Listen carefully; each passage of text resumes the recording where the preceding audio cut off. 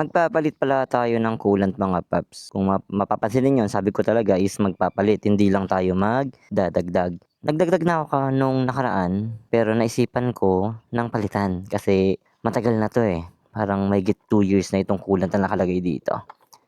Ito mga paps, tatanggalin ko na to. Pasensya na sa ganito ko nasira, nawala yung ano dito, tornilyo niya.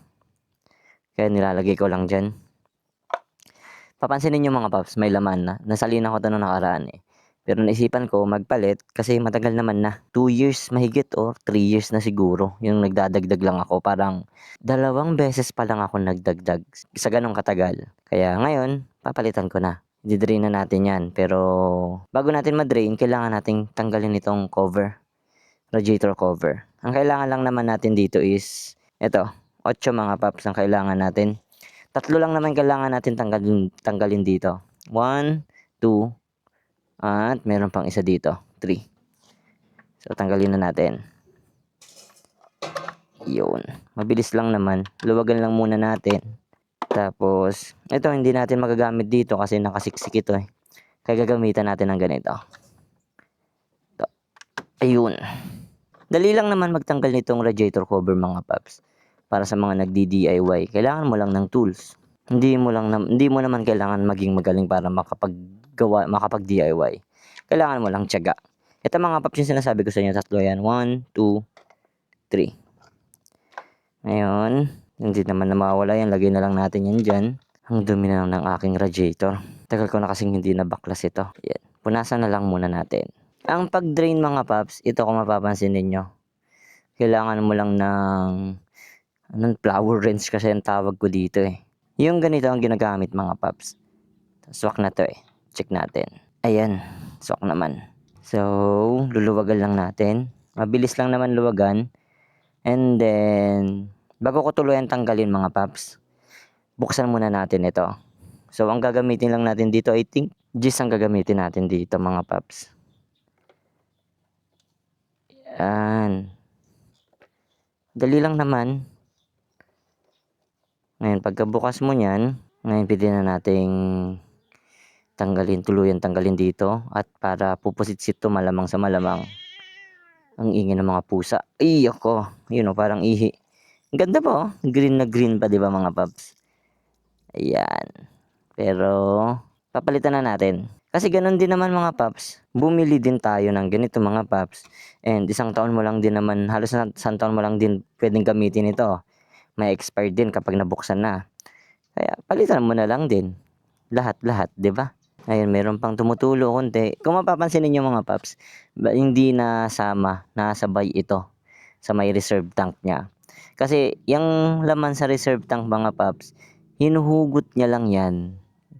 Dito, ayan, hugutin niya lang 'yan.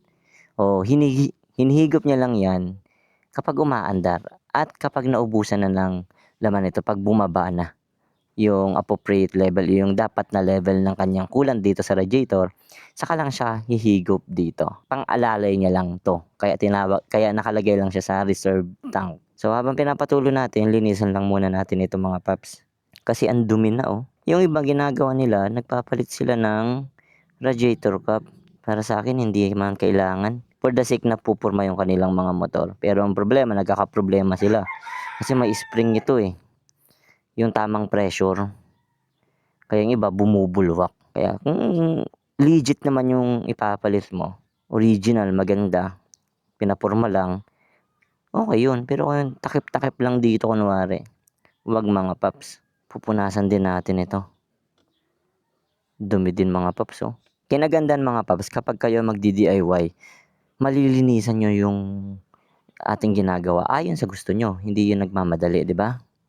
Kasi kapag pinapagawa na, hindi naman sa lahat, kasi pag pinapagawa natin sa iba, dahil sa dami nilang customer, minamadali nila.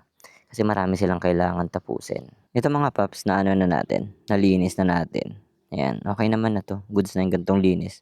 Tanggal na natin. And then, ilalak na natin siya dito. Yung paghihigpit dito mga paps, sakto lang ha. Huwag nyong hihigpitan. May palatandaan naman kanina. Yung palatandaan, tandaan nyo lang kung ano yung pagkakahigpit niya kanina nung niluwagan ninyo, ganun nyo lang din ihigpit. Ito, iaabot lang natin dito. Yan yung palatandaan ko kasi simula nun eh. Ito, napapansin ninyo ito mga paps. Iabot natin dito yan. Nandito na siya. Sagad natin hanggang dito. Yan. Tapos, tama na. Okay na yung ganyan. Yan. And then, syempre, wag ninyong kakalimutan, ibalik ito dito sa baba. Yung higpit nito mga paps, sakto lang ha. Wag nyong hihigpitan ng sobra. Kasi plastic lang yan. Wait, nasaan na yun? Gamit natin. Ito na lang gamitin natin pang higpit. Ayan. Yan. Yung saktong maramdaman naman ninyo. Yan, sakto mga paps. Ito kanina mga paps, yung sinabi kong higpitan nyo kanina. Tanggalin ulit natin. Bakit mga paps? Hindi pa tayo nakapaglagay ng coolant. And then, yung nito mga paps, paglalagay nito, pwede nyong paandarin. Pakita ko sa inyo mga paps. Mamaya, salinan muna natin bago natin paandarin. Hindi naman bubulwak yan mga paps eh, pagpepaandarin natin. Pero salinan muna natin hanggang dito. Dapat nga wala ng laman ito eh. Kasi kapag pinapaandar natin, naakit dyan yung coolant mga paps. Ipipil niya yan. Kaso hindi ko maipakita sa inyo kasi may laman ito. Kaya tamad naman na akong tanggalin at ibuhos pa. Sayang din naman yan. Hindi niya naman mauubos to mga paps. Itong binili natin. Ayun, di ba umabot na. Pero lulubog pa yun mga paps. Pakita ko sa inyo, pwede nating paandarin habang kinakargahan ito ng coolant. Wait, kunin natin yung remote. Ibabaw lang natin yan. Ito mga paps, papaandarin natin habang naglalagay tayo ng ating coolant. So, tanggalin natin itong takip. Tapos, start natin. Papakita ko lang sa inyo na pwede tayo magdagdag ng coolant habang pinapaandar natin. Pero take note ha, papaandarin pala natin ang motor habang naglalagay tayo ng coolant. Hindi pala tayo maglalagay ng coolant pagkatapos natin gamitin ang motor. Bakit mga paps? Kasi bubulwak yung coolant kapag mainit kasi dahil sa pressure. Yan. Ayan mga paps oh. Hindi bumubulwak yan. Ngayon pwede tayo magdagdag. Ang purpose nito mga paps, kaya pinapaandar natin habang naglalagay para ma-fill niya ng buo. Mapuno niya tong mga paps, itong radiator. Ayan. Di ba lumulubog mga paps? Pinipil niya yung ilalim. Kasi kapag hindi mo pinaandar, kala mo puno na, sinakpan mo na, pag ginamit mo, hindi pa puno. Ang mangyari niyan, ubos agad yun nandito. 'Di ba? Ito mga paps, umaandar yung motor natin, pero hindi bumubulwak. Kapag bumulwak yan mga paps na pinapaandar mo, may sira yan. May problema. Dali mo na sa mekaniko mo.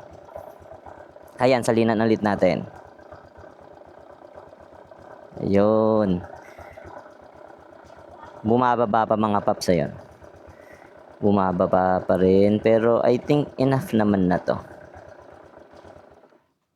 Oops. Mababa yung minor. Ayan na natin ulit. Start natin. Ayun mga paps, nakikita ko naman yung coolant dito, nasa taas naman na. Okay na, pwede na nating takpan nito mga paps. Ayan, nag-off naman na. Pwede naman na natin patayin. Kasi nakapagkarga naman na tayo. Ayan. Ito mga paps, pag higpit natin, tamang higpit lang. Kung paano natin tinanggal kanina, may palatandaan naman kung hanggang saan lang Ito mga paps, dito lang yan. Huwag natin iabot doon para hindi sobrang higpit. Ayan. Yan hanggang dyan lang. Goods na yan. Tapos na tayo, nagpalit ng coolant, di ba? Nag-change oil na tayo. Palit na rin tayo ng coolant. So, that's it for today's mga paps. Sana may natutunan kayo. Alright.